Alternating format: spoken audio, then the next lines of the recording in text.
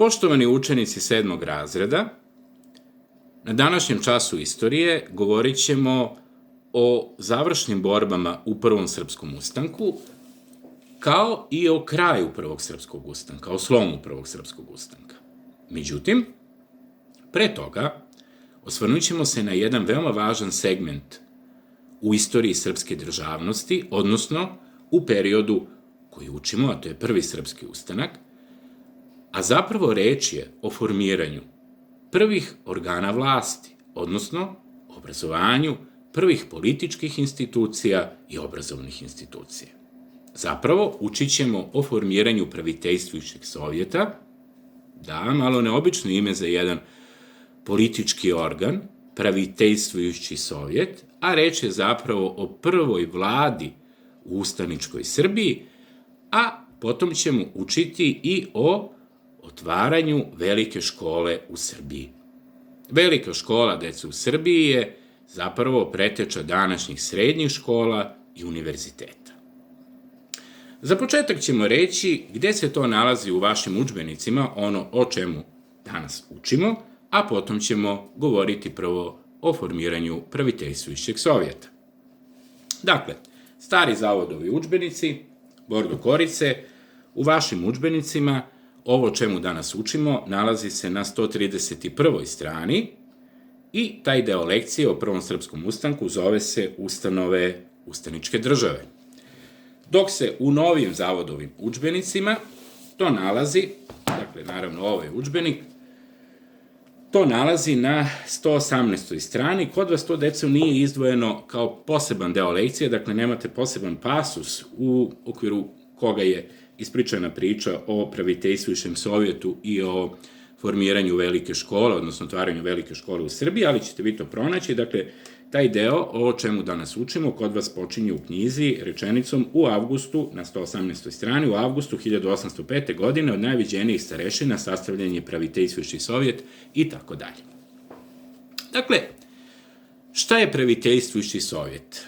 Praviteljstvujući sovjet je, deco, zapravo ustanička vlada. Naime, vi znate da u svakoj državi organi vlasti, najvažniji organi vlasti, onako kako je zapravo nivo vlasti u svakoj državi organizovan ili kako je podeljena vlast u svakoj državi, jesu parlament ili skupština, vlada koju čine ministarstva i na čelu vlade je naravno ili predsjednik ministarskog saveta ili premijer ili kancelar, kao recimo u Nemačkoj, i sudovi. Ova tri nivoa vlasti, deco, po Ustavu u svakoj državi danas su nezavisni i rade odvojeno. Evo ponovit ću, dakle, parlament ili skupština, zatim vlada, koju čine ministri, i sudovi. Znate da narodni poslanici koji čine parlament i koji zapravo donose zakone, pa zato kažemo da narodni parlament ili skupština ima zakonodavnu vlast, da narodne poslanike na izborima bira narod. Nekad nije bilo tako, nekad je vladar imenovao poslanike, ili bar deo poslanika je imenovao. Zatim, izvršnu vlast ima vlada.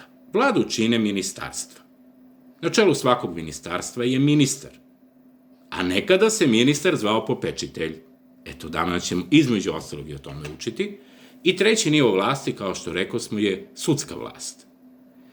Pa upravo u vreme Prvog srpskog ustanka su formirane prve institucije vlasti.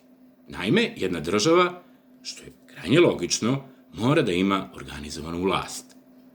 Pa je zato u vreme Prvog srpskog ustanka Srbija i dobila prve ustanove vlasti. Ono što je veoma važno, deco, da razumete između ostalog, je i činjenica da Karađorđe nije samo vožd ili vođa Prvog srpskog ustanka. Karađorđe je i vladar Srbije. A s kim je on to delio vlast? Vlast je delio sa Praviteljstvujućim sovjetom. Šta je Praviteljstvujući sovjet? Malo pre rekoh, to je zapravo ustanička vlada. Praviteljstvujući sovjet je formiran 1805. godine, avgusta meseca, posle velikih ustaničkih pobeda. Znamo da je te godine bila bitka na Ivankovcu, prva bitka koju je ustanička vojska vodila protiv sultanove vojske. Upravo u to vreme formirana je ustanička vlada, koja se zove Praviteljstvujući sovjet. Zašto praviteljstvujući? Vidite, neobična reč, to jest za to vreme ona nije neobična, jer su Srbi u to vreme govorili drugačije no što mi danas govorimo. Još uvek Vuk Karadžić nije formirao, to jest nije reformisao srpski jezik i pravopis, pa je zato jezik Srba drugačiji. To ćemo kasnije videti i sa pečata Praviteljstvujućeg sovjeta, kad budemo čitali na obodu pečata baš ime ove ustaničke vlade, Praviteljstvujući sovjet. Dakle, jezik Srba je drugačiji, pa se zato ustanička vlada tako i zove, Praviteljstvujući sovjet. Praviteljstvo pravda. Naime, ovaj organ vlasti je trebalo da dela pravedno i da donosi mudre i pravedne odluke. Otuda verovatno i tako ime za najvažniju političku ustanovu ili vladu u ustaničkoj Srbiji. Rekao smo malo pre da je formiran 1805. godine, posle prvih ustaničkih pobeda, i sad se postavlja pitanje kako je ovaj organ vlasti radio, koga čini i gde je zasedao. Naime, na čelu Praviteljstvujućeg sovjeta bio je predsednik sovjeta. Prvi predsednik sovjeta bio je Prota Mateja Nenadović. Ko je deco Prota Mateja Nenadović? Prota Mateja Nenadović je sin nama već poznatog Alekse Nenadovića, onog valjavskog kneza koji je posečen 1804. godine u Seči knezova. Njegov sin, Mateja Nenadović, bio je sveštenik, zato za njega veoma često kažemo Prota Mateja Nenadović, ali zapravo u vreme Prvog srpskog ustanka on nije sveštenik, već je podigao zapravo bunu u zapadnoj Srbiji, u Valjevskom kraju i učestvovao u oslobođenju mnogih gradova i manjih mesta od turske vlasti na početku Prvog srpskog ustanka. Učestvovao je u Mišarskoj bici, o kojoj smo učili, predvodivši konjicu u srpskoj vojsci.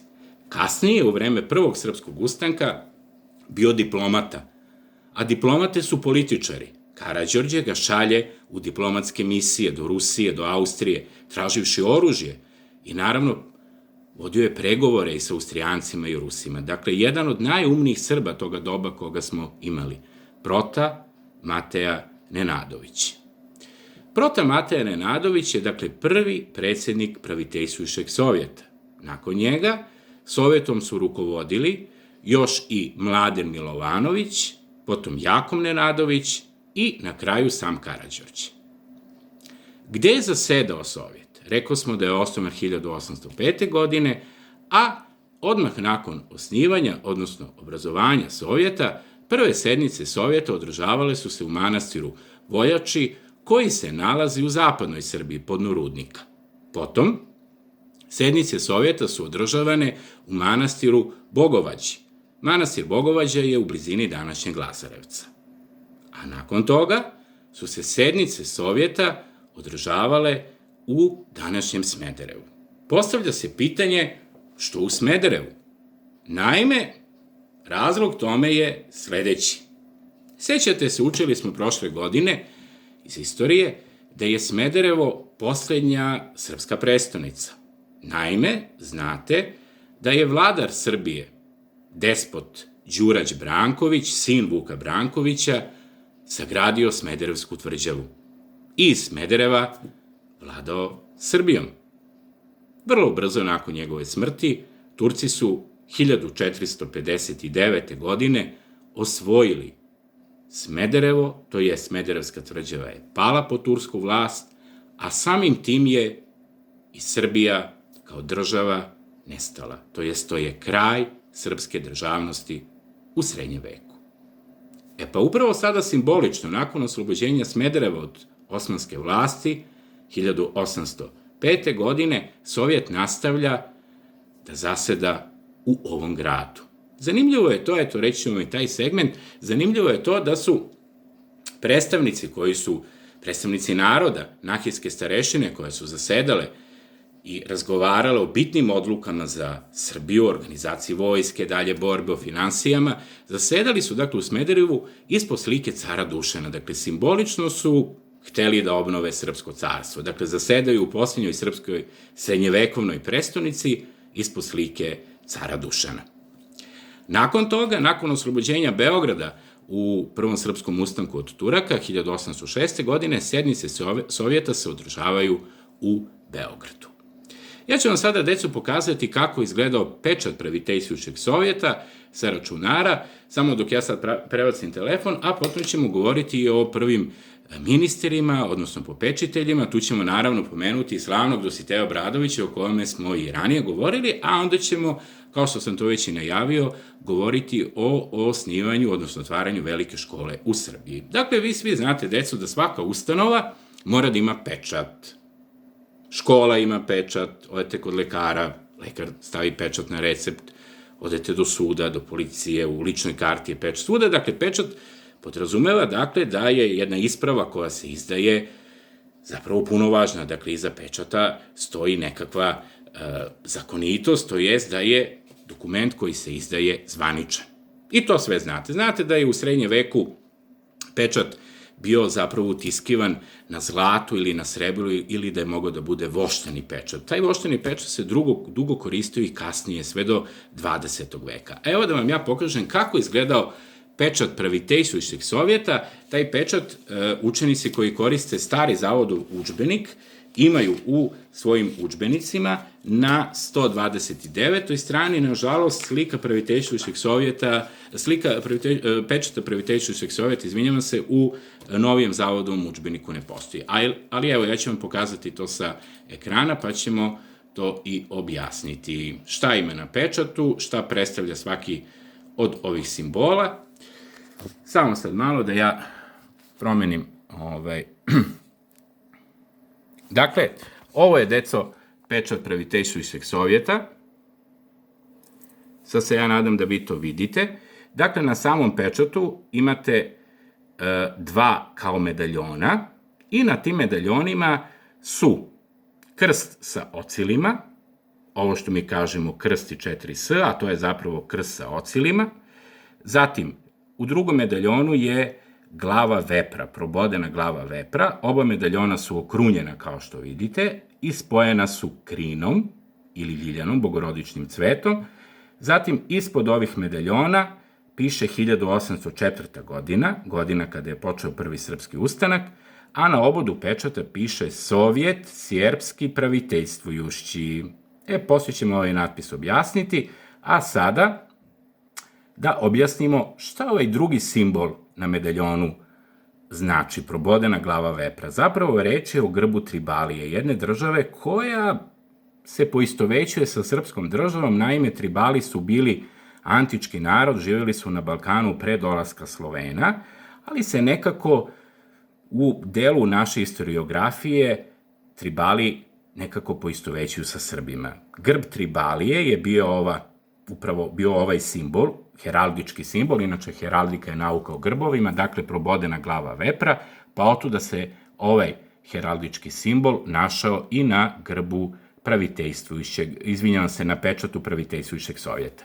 Zašto piše Sovjet Serbski Praviteljstvujušći baš ovakvim slovima? Pogledajte, ovo je slovo jat, zatim tvrdi znak, pa ovamo imamo šć kao u ruskom jeziku, zatim slovo ju.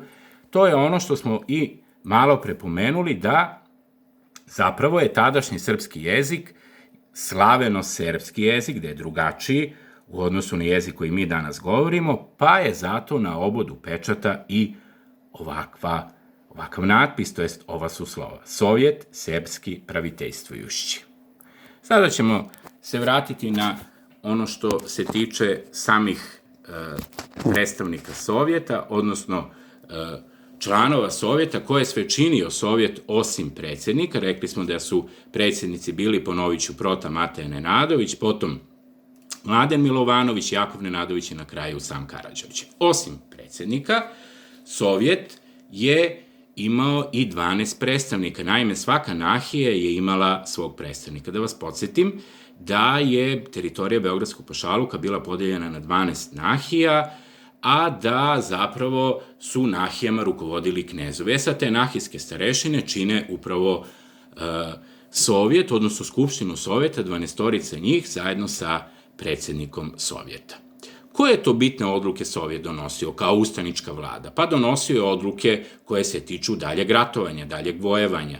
zatim spoljni poslovi, odnosno saradnja sa drugim državama, pre svega ta diplomatske misije u koje odlaze najumniji tadašnji Srbi, malo prepomenuti Prote Mateja Nenadovića i drugi, naravno, koje Karađorđe šalje, bitno je dakle uspostaviti kontakt, odnosno saradnju sa Rusijom, sa Austrijom, tražiti pomoć u oružju.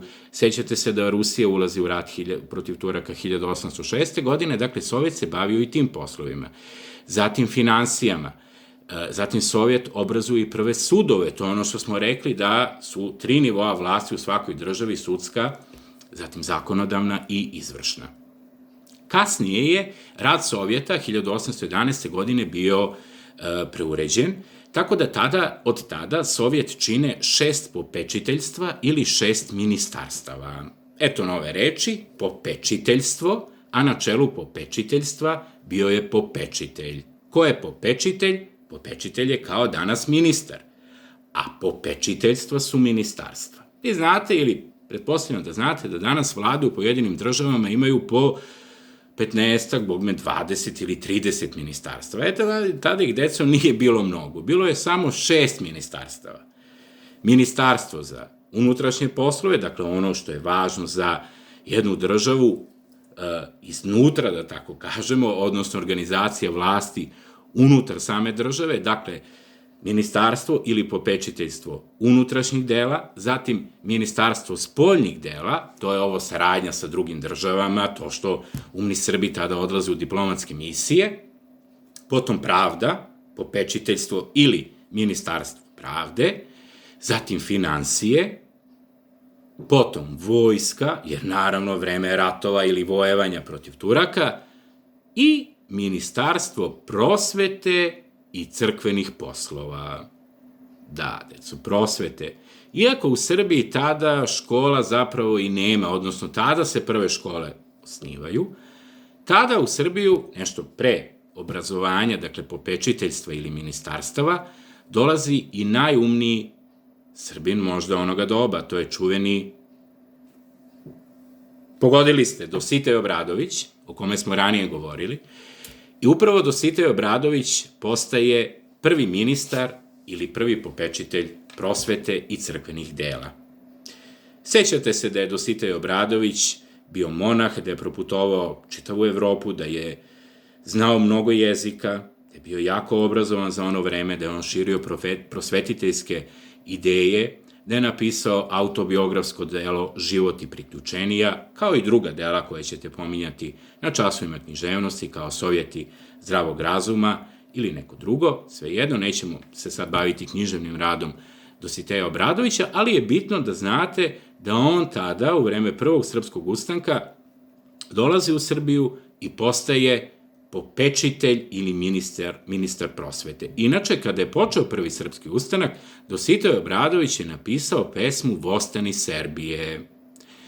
Vaš zadatak, između ostalog, posle ovog časa, biće da pronađete na internetu stihove pesme Vostani Serbije i da odslušate tu pesmu preko YouTube-a. Dakle, pesma Vostani Serbije, Vostani Serbije, Vostani carice, pošto svi naši učenici uče i ruski jezik, znate da reč Vostani znači ustani, dakle ustani Srbijo, a zapravo Dositej Obradović je ovom pesmom, da tako kažemo, pozdravio izbijanje Prvog srpskog ustanka. Dakle, vaš zadatak, između ostalog, za naredni čas je i taj da pronađete stihove pesme Vostani Serbije. Dakle, ponovit ćemo da je Sovjet kasnije preuređen, da je imao 6 popečiteljstva ili 6 ministarstava, a da je jedan od ministara bio i Dositej Obradović, da je bio ministar prosvete. Upravo Dositej Obradović i umire 1811. godine u ustaničkoj Srbiji, dakle nije dugo živeo u Srbiji koju su oslobodili ustanici od Turaka, sahranjen je u Beogradu i njegov grob je danas u Sabornoj crkvi u Beogradu.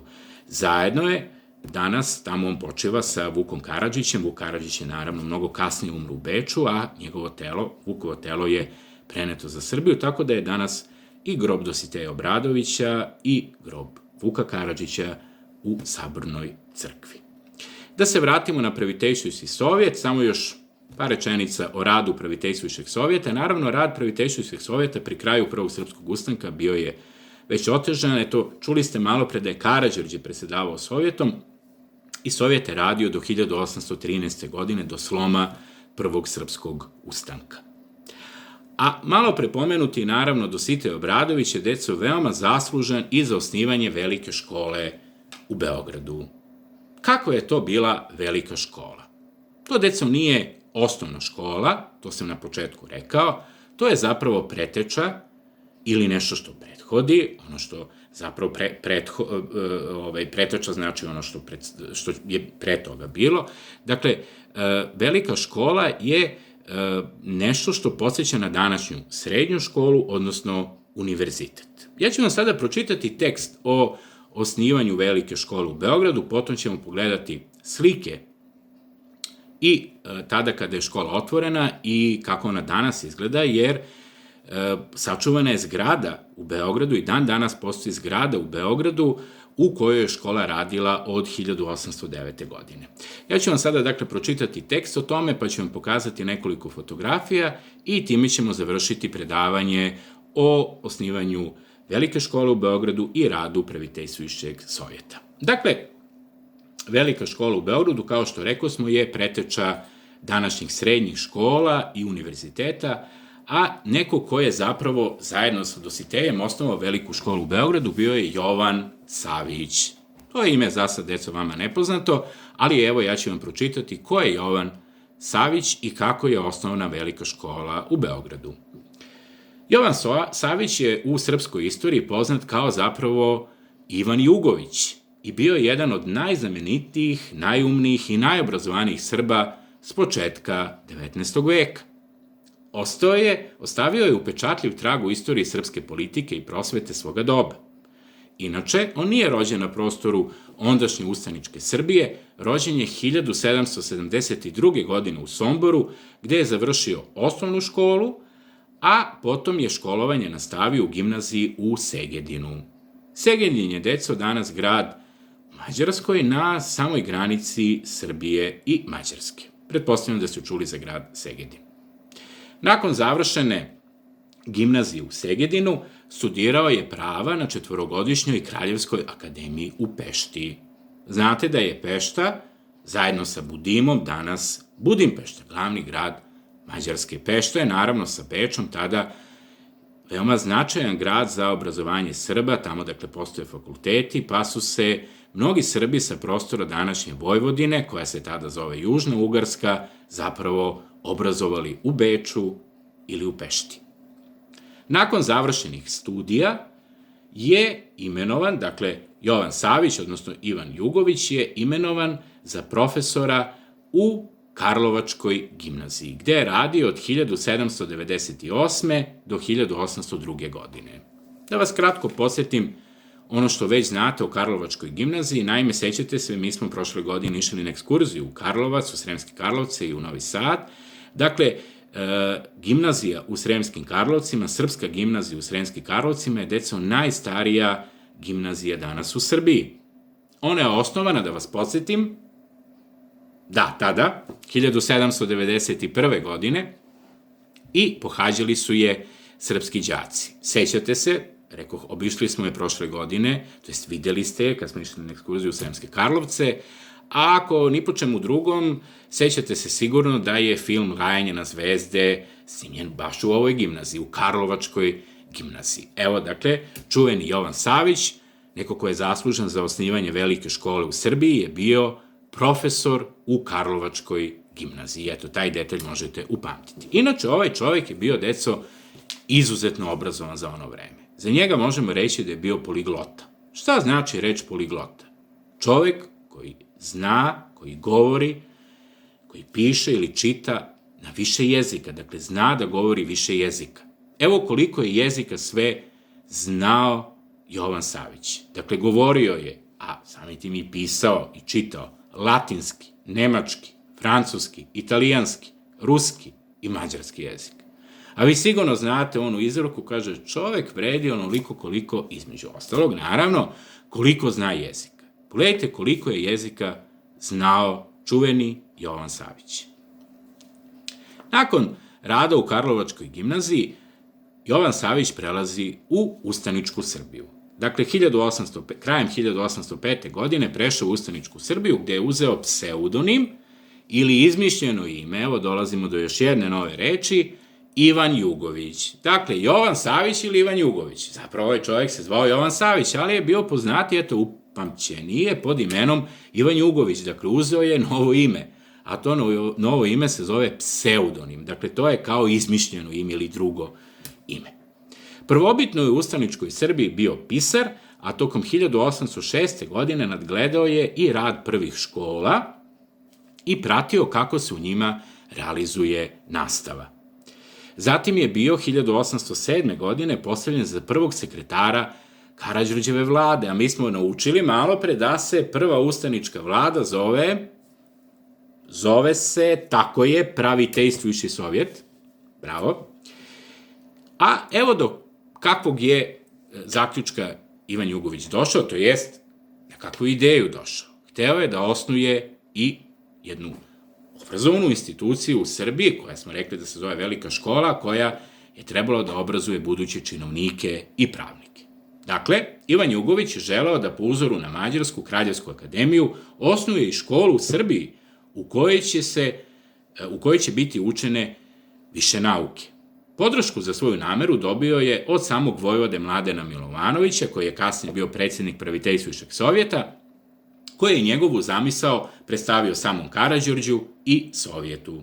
Jugović je predložio da se u školu pozovu mladići koji znaju da čitaju i pišu i računaju, bez obzira na to iz kog dela Srbije potiču ili kakvog su materijalnog stanja.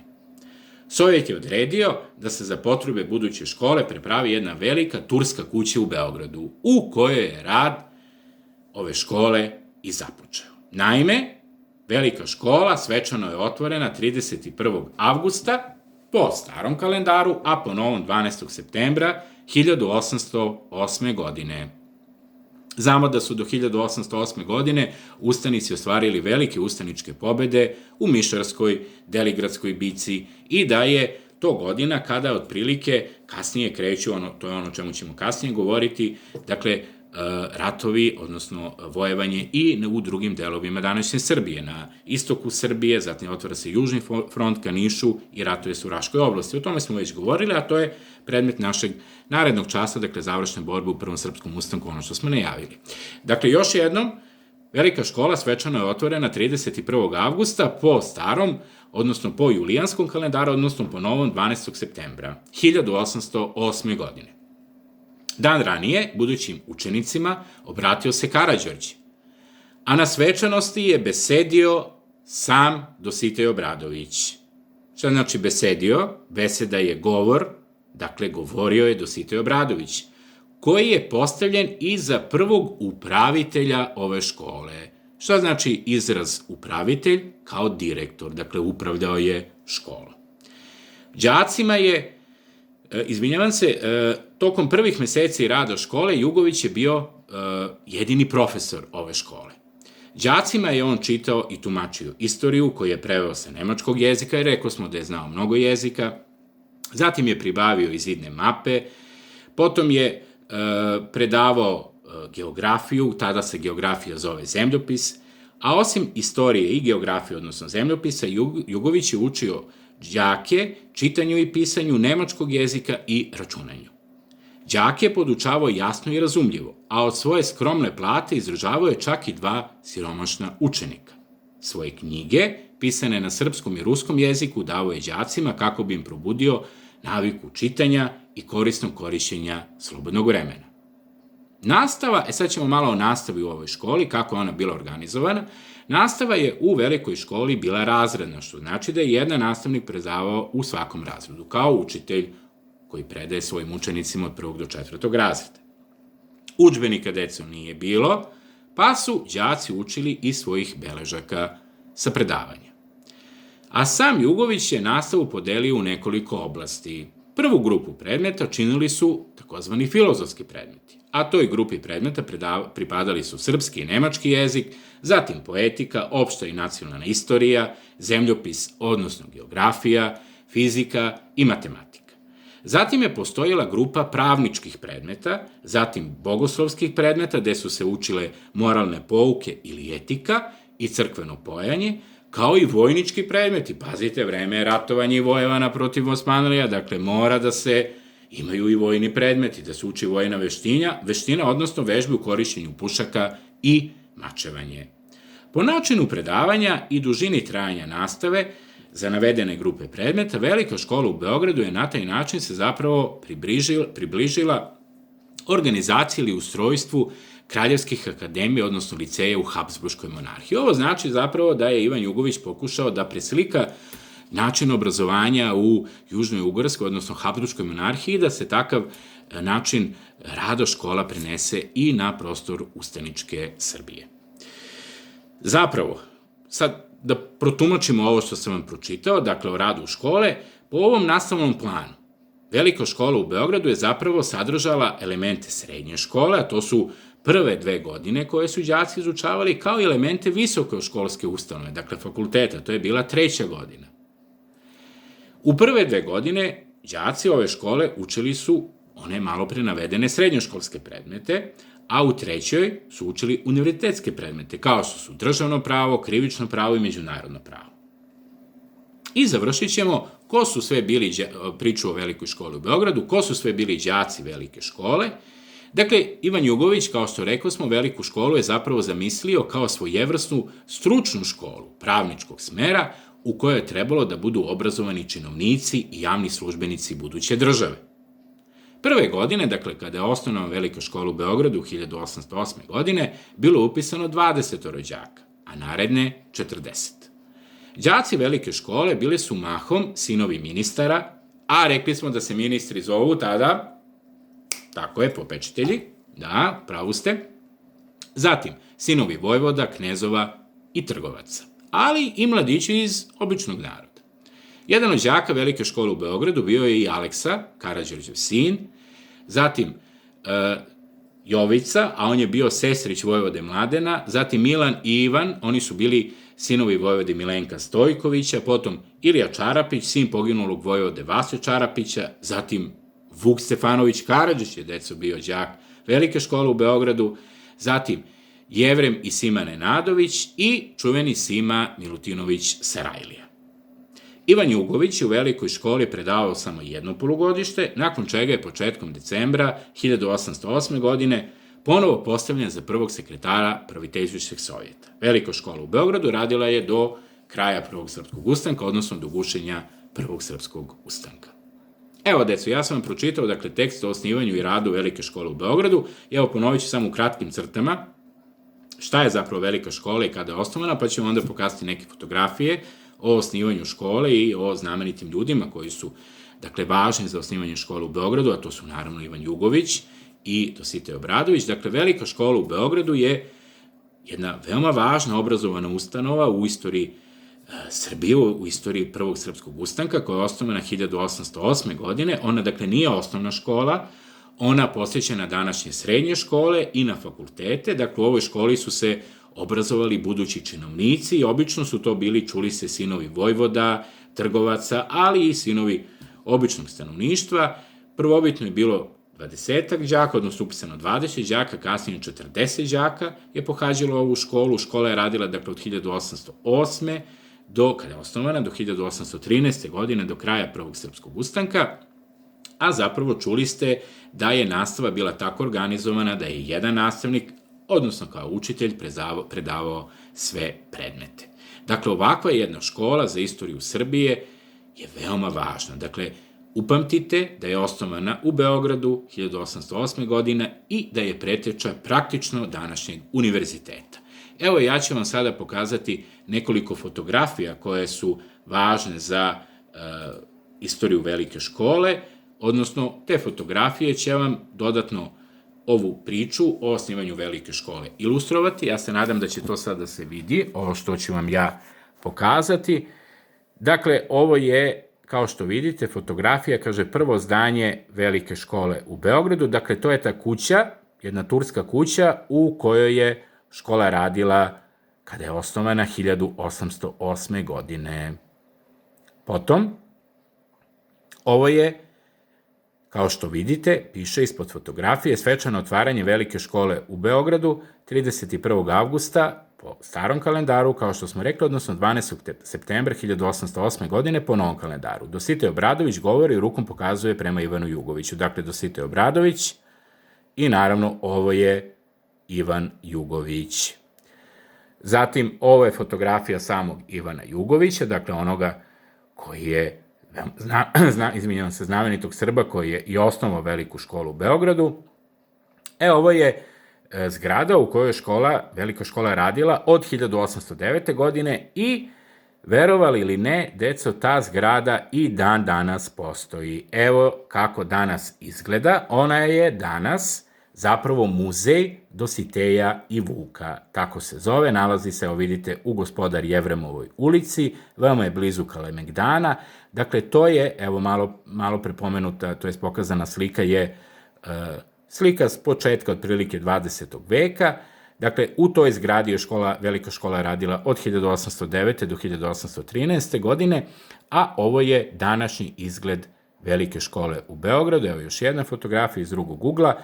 Dakle, to je danas muzej Dositeja i Vuka u Beogradu. Dakle, evo, deco, ponovit ćemo ukratko o čemu smo to danas govorili na našem času istorije. Dakle, govorili smo o osnivanju ili početku rada Praviteljstvujušeg sovjeta, prve ustaničke vlade, osnovan je 1805. godine, kasnije je kroz različite političke promene koje je doživeo Praviteljstvujuški sovjet, osnovana su, rekli smo, 6 popečiteljstva ili ministarstva i potom govorili o osnivanju Velike škole u Beogradu 1808. godine. Sa današnjeg časa je najvažnije upamtiti da je, dakle, Praviteljstvujuški sovjet prva ustanička vlada, da je obavljao poslove, da su u ingerenciji ili nadležnosti Praviteljstvujuškog sovjeta, dakle, bili poslovi one koje danas ima vlada u svakoj državi, da je sovjet osnovan 1805. godine, da je radio prvo u manastirima, u manastiru Voljači, potom u manastiru Bogavađi, potom u Smederevu i na kraju u Beogradu, da su predsjednici sovjeta bili Prota Mateja Nenadović, potom Mladen Milovanović, Jakov Nenadović i na kraju sam Karađorđe, da je sovjet radio do 1813. godine kada je ustanak i ugušen, odnosno završen, a potom smo govorili o osnivanju Velike škole u Beogradu koja je osnovana 1808. godine. Rekao smo na kraju našeg predavanja da zgrada Velike škole u Beogradu, u kojoj ona radila od 1809. godine pa do kraja Prvog srpskog ustanka, do 1813. godine, postoji i dan danas. Ja sam, moji dragi učenici, želeo da vam na ovom času govorim i o ovome. Naime, i sami znate, istorija nije samo priča o ratovima, o vojevanjima, o vladarima i o svemu onome što je na prvi neki pogled, odnosno na ono što nam prva asocijacija koja nam prva dolazi kada govorimo ili pominjemo, kada govorimo o istoriji, odnosno istorijskim događajima, po meni je, kao što to i sami znate, a to sam vam na mnogo časova i na redovnoj nastavi istakao, mnogo je, deco, važnije da znamo o upravo ovakvim stvarima, o osnivanju škola, o nekakvim kulturnim, prosvetnim i naučnim dostignućima koja su trajna. Naravno, bitno je znati kako je Srbija oslobođena od turske vlasti, ali ne samo to. Dakle, u ondašnjoj Srbiji živjeli su neki jako umni ljudi, poput Dositeja Obradovića i Ivana Jugovića, koji su zapravo trasirali kroz osnivanje škole, Velike škole u Beogradu, trasirali put dalji put Srbiji, dakle Srbija koja nastaje i koja je zapravo obnovljena kao država u vreme Prvog srpskog ustanka. Ja vam zahvaljujem. Nadam se da je čas bio zanimljiv. Na narednom času ćemo govoriti o završnim borbama, kao što smo rekli, u Prvom srpskom ustanku, konkretno u boju na Čegru, a verujem da će vam to biti možda malo zanimljivije od ovog, mada istakao sam malo pre, dakle, po meni je, deco, zaista ovo jako važno da upamtite o radu Praviteljstvujuškog sovjeta i o osnivanju Velike škole u Beogradu, a potom, rekoh, na narednom času govorimo o boju na Čegru i o kraju, odnosno slomu Prvog srpskog ustanka. Hvala vam na pažnji.